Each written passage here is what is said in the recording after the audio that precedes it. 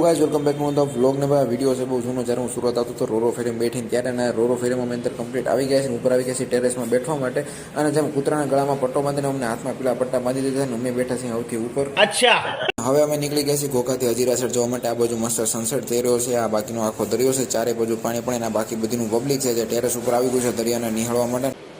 ઠીક છે. હવે 2 કલાક પછી મસ્ત સાંજ પડી ગઈ છે. રોરો ફેરીનું ટેરેસ છે આખું લાઇટોથી જગમગારા મારે છે. બાકી બધાને સીટો મળી ગઈ છે. જેને સીટો નથી મળી આ રીતથી નીચે બેન માવા બનાવે છે.